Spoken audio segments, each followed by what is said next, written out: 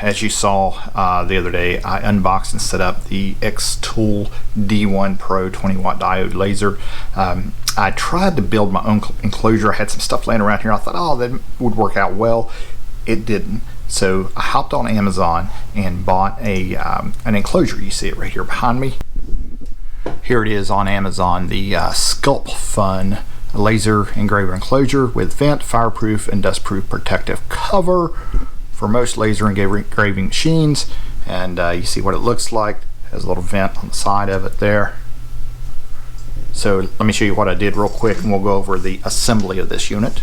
So here's the unit itself, and I've got some material in there, just been playing around. Over here is the duct work. I've got some duct tape on it just to kind of hold the extra duct together there so I didn't have to cut it. And the 4-inch dryer vent duct didn't quite fit.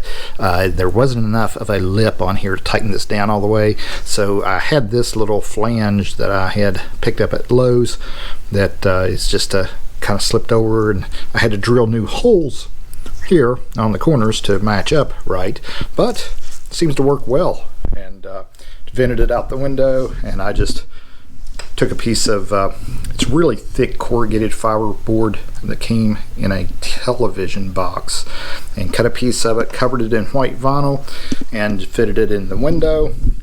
And it's vented out through the window, and there's a screen on the outside to keep bugs from coming back in. There is a 4-inch fan in here that I bought on Amazon. I'll put the link in the video description down below, along with links to purchase everything, which gives me a small commission, so those are appreciated.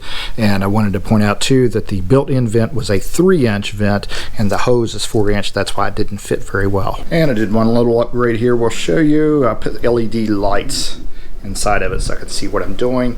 Got the air assist hose coming up and kind of draped down through there. I'll show you that in the assembly. And there's the vent. There is a little filter you can put in that if you want, but I wanted maximum airflow, and seems to work really well so far. As you can see here, it does come in a box and requires some assembly. And so when we unbox it, look at the instructions, it looks like there's quite a bit to do, but it's really not that bad. We have these different fittings that are in different bags, and they're all labeled with letters. And you want to be careful because some of these parts are different sizes from the other parts. And lots of the A parts, and then a B, C, and D, and then the fittings. And we start by putting all the A pieces together with straight connectors, except for 2 of them, as shown in the instructions, and the other 2 will go on the top pieces by themselves. And so we put the bottom frames together, and then be careful because these corner pieces have feet on the bottom, so you can turn them in different ways, and you want to make sure they're turned the correct way so that the feet are on the bottom on each of the 4 corners.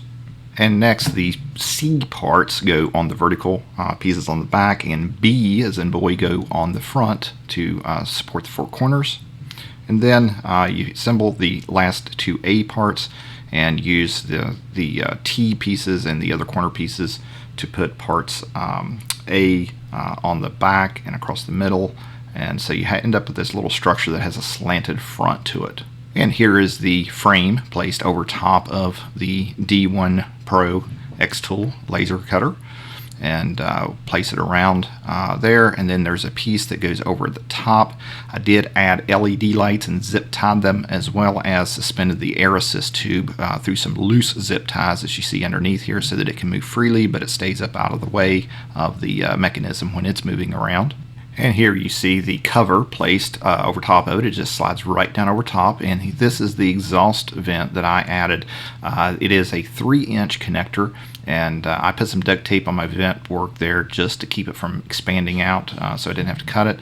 But the built-in vent is a 3-inch, and I used a 4-inch, so I had to add that little adapter. I drilled a couple of holes in the corners to make sure they matched up tight.